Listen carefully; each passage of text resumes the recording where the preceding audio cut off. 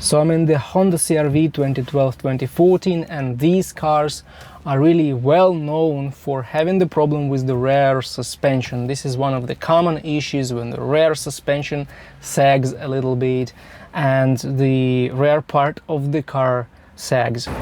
First of all, when this happens, the distance between the floor and the arc of this wheel and this wheel will not be the same. It should be the same. In this car you will not notice this because I installed the 2mm lift kit on the rear part of this Honda CR-V, and whether it helped or not, I will now tell you. So installing the lift kit in this Honda CR-V really helped to raise the back part for peanuts of money. So it cost me just about $50 with the labor.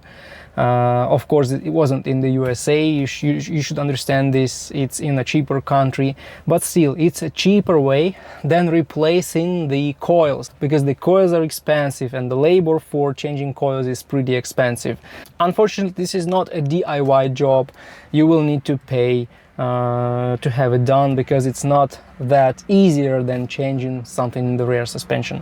But there is one problem. This didn't solve one of the most important things that I wanted to solve.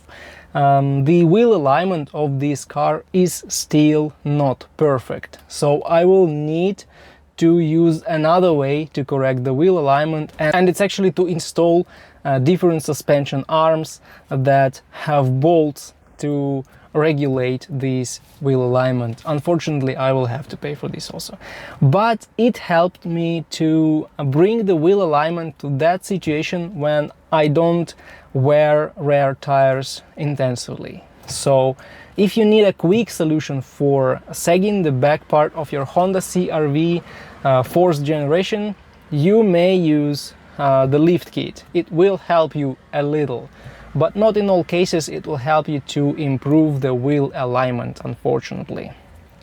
So you may choose to replace the coils, or maybe to install the suspension arms with the ability to regulate the wheel alignment.